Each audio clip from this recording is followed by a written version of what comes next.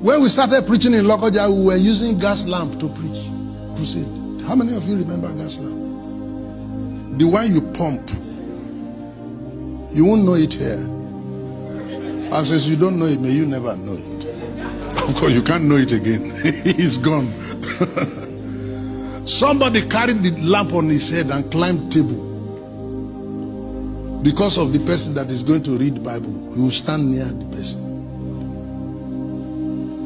And if the kerosene is going down, you pump it on the head of the man. You told him, then you be pumping the thing on top of his head. Put your head correct because you pump it.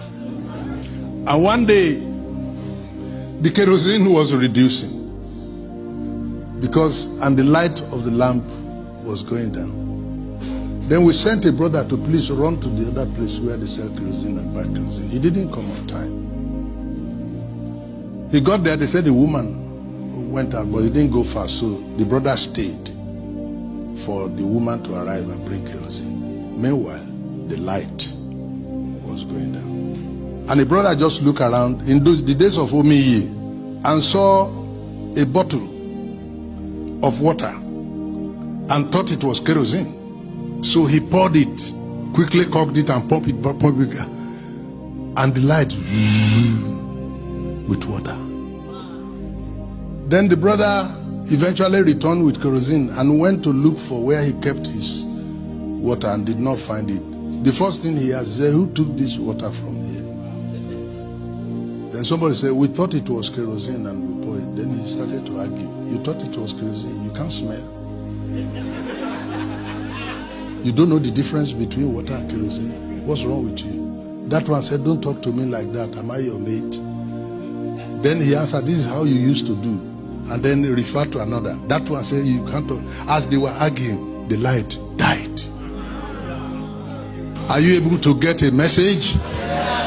As they argued, the light died. In our presence. And when they put water in it, the light was shining. I think Moses Aronsiola was in that meeting. If you see him, you can ask him. Moses Aronsiola, he used to interpret for J.K. Solomon. I worked with Obadari before he died, the last 7 years of his life. He called me one day and said, I have 27 court cases. And this morning I took my phone to look at different court cases.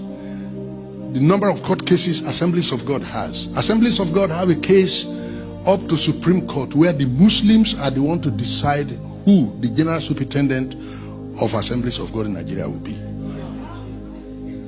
The Muslims in Supreme Court, they are the ones now to decide who the General Superintendent of Assemblies of God will be.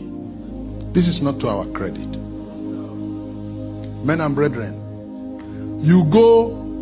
I was the convention speaker in the African Church in Abeokuta, and the prelate has a court case against the council.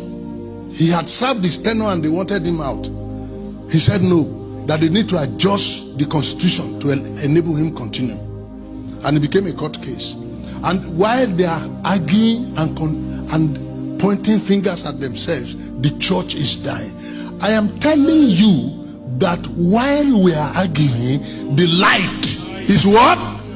Is dying. Recently I passed through Nineveh, and you will not believe that it's the same Nineveh that everybody became a Christian, became godly and repented when Jonah came to town.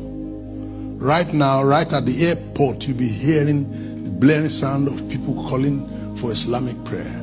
You go to Nineveh today, there's no church.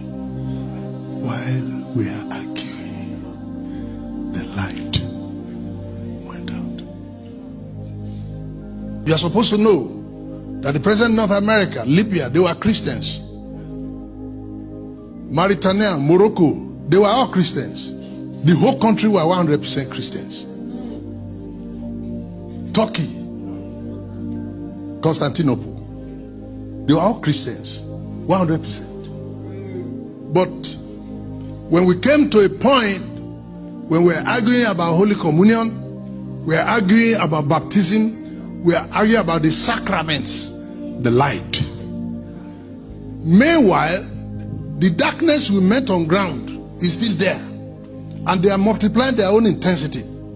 But our own light, even if it were a candle light, if only we were able to even sustain that, light is light. But even our light, so small, is going out. And what we have now is relics of Christianity and the history of its practice. And that's what we are announcing and priding ourselves in. Recently, the former Vice Chancellor had been awarded the license to start Ifa University in Nigeria. Abi?